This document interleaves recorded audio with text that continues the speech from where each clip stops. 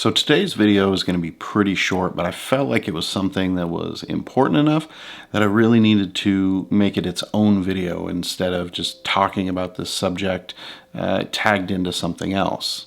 Brand account versus personal account. Which YouTube account is right for you as a content creator? So what is a brand account? What is the difference between a brand account and a personal YouTube?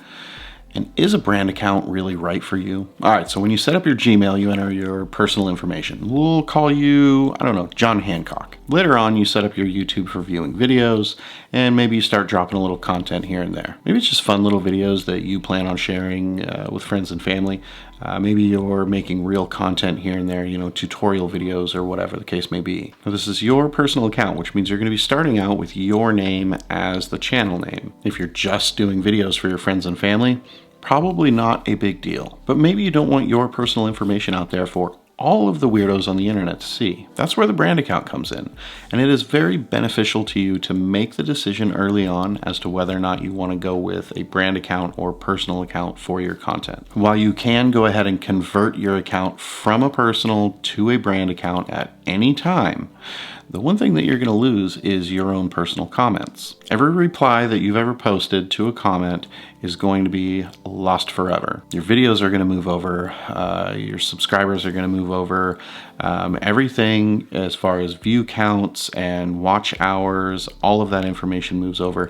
To the best of my knowledge, your comments are the only thing that you lose. While that doesn't seem like a huge deal, think of it like this. If somebody goes and clicks on one of your videos and they see 10 or 15 comments, however many it is, with no replies from you as the content creator, it doesn't look professional. It makes people wonder how engaged you are with your audience. So moving your personal account over to a brand account early is definitely the way to go. You don't want to wait too long to do it. So the question is it worth the hassle? So the brand account does give you a buffer between your own personal information and the billions of people who are randomly on the internet every day. Not just that, but it's no longer the John Hancock channel. It is now the, Cooking with John channel, or whatever clever name it is that you come up with. You're establishing your channel as a separate entity, a business, a legitimate channel, and not just some random dude who's posting videos online. I feel like this is something most of us don't think about in the early days of content creation,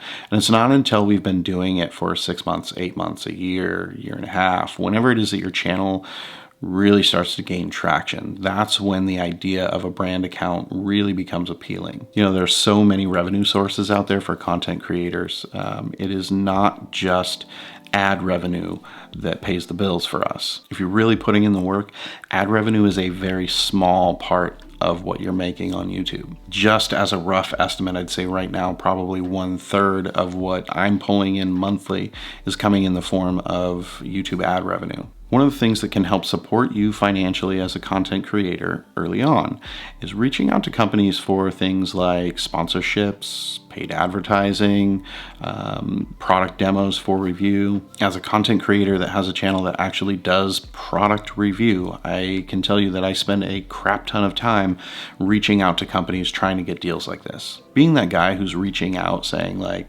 hey, this is John Hancock and I run this channel called the John Hancock channel. I use your product and I'd like to see if your company would be willing to sponsor a video. That doesn't work. It just seems really unprofessional, and legitimate companies, they don't want to do business like that. Hey, I'm John Hancock with the Cooking with John channel on YouTube. Well, that sounds a lot more professional, a lot more legitimate as a content creator. Now, if your channel starts taking off and you find yourself really busy doing all of the aspects of the content creation, you find yourself in this position like, okay, now I need to bring somebody on board to help me do all of this, lighten the load, so to speak. Well, that's awesome. How is it that you plan on doing that? Are you going to give your personal Gmail logins to some person that you're hiring to do the uploads, set the ad positions in your videos, respond to comments, moderate, do all of the things that you're doing now that you may not have time for in the future? That's one of the things that the mega channels do, is each aspect of the content creation is handled by a different person. They have cameramen, they have producers, they have writers, there is a whole host of people handling this.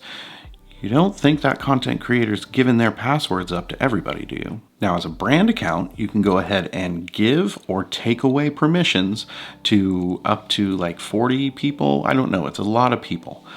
You can give and take away those permissions to people to go ahead and handle different aspects of the content creation from the YouTube side. That means they can go ahead and use their login credentials to get in there and do things like edit titles or do the uploads or whatever YouTube stuff needs to be done by somebody else. It can be done by somebody else without them having full-blown access to your personal Gmail account. Now, I'm not going to lie, there are days that I really feel like I want to hire an assistant to come in and help me do some of this. But right now I'm not quite ready to let somebody else get their hands into my process. Eventually, when that day comes, I'm already ready for it. I've got my channel set as a brand account, so I don't necessarily have to worry about that. I can give somebody permissions so that they can come in and they can do the uploads for me if that's something that I want to hand off to somebody else. I can have somebody else come in and do the data analysis and give me feedback on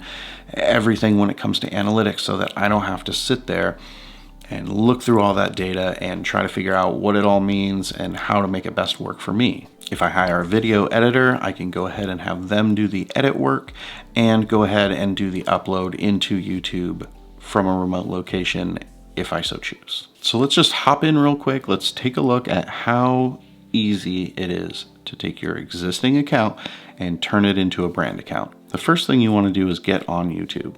At the top right is your picture. Go ahead and click that. Scroll down and click Settings. On the left side, go ahead and click Advanced Settings. Boom, there it is. Select the option to move to a brand account. That's it. Seriously, it takes 2 minutes. Now you're set up with a brand account and you are ready for success. The day that your channel gains traction and you need to hire 10 other employees to start handling business for you, you can do that. You can have everybody doing their specific jobs without them having access to your private login information. Like I said, quick video today about brand accounts. As always, leave a comment below. If you have any questions, drop it down there because I'm always reading those comments. And if you have a question, 100% of the time, I'm going to leave an answer for you.